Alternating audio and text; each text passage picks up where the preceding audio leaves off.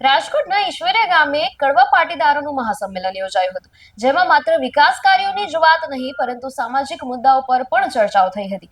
ત્યારે સંસદ સભ્ય જે છે પરસોત્તમ રૂપાલા એમણે નિવેદન આપ્યું હતું અને એમના નિવેદનને લઈને ઘણા મુદ્દાઓ ઉઠ્યા છે અને ઘણી ચર્ચાઓ તેજ બની છે. શું છે આ સમગ્ર મામલો જાણી લઈએ. નમસ્કાર, હું છું અંજલિ રાવલ અને તમે જોઈ રહ્યા છો ન્યૂ ભારત ન્યૂઝ. સ્થાનિક સ્વરાજ્યની ચૂંટણી પૂર્વે રાજકોટના ઈશ્વરિયા ગામે કડવા પાટીદાર સમાજનું મહાસંમેલન યોજાયું હતું, જેમાં મોટી સંખ્યામાં લોકો જોડાયા હતા. આ પ્રસંગે અંદાજે 125 કરોડ રૂપિયાના ખર્ચે જીવન વિદ્યાપીઠ શૈક્ષણિક સંકુલનું ખાતમુહૂર્ત કરવામાં આવ્યું હતું. સંમેલન દરમિયાન સંસદ સભ્ય પરસોત્તમ રૂપાલાએ સામાજિક મૂલ્યો અને કૌટુંબિક વ્યવસ્થાને લઈને ગંભીર ચિંતાઓ વ્યક્ત કરી હતી. તેમણે જણાવ્યું કે આજકાલ લોકો ઘરમાં વડીલોને ડસ્ટબિન તરીકે જોતા થયા છે, જે સમાજ માટે ચિંતાજનક બાબત છે.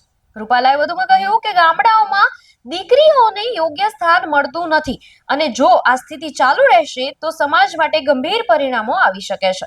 લગ્ન પ્રથાઓ જે છે એના અંગે પણ તેમણે ટકોર કરતા કહ્યું છે કે પહેલા પ્રી વેડિંગ જેવા રિવાજો ન હતા, જ્યારે હવે આલ્બમ અને શો ઓફ પર વધુ ખર્ચ થઈ રહ્યો છે. તેમણે જણાવ્યું છે કે કડવા પાટીદાર સમાજમાં પરંપરા અને શિસ્ત જાળવવા માટે બંધારણ જેવી વ્યવસ્થા બનાવવાની જરૂર છે. આ નિવેદનો બાદ સામાજિક અને રાજકીય સ્તરે ચર્ચાઓ તેજ બની છે. આવા જ વધુ સમાચાર જોવા માટે અત્યારે જ ન્યૂ ભારત ન્યૂઝને લાઇક, શેર અને સબસ્ક્રાઇબ કરો. નમસ્કાર.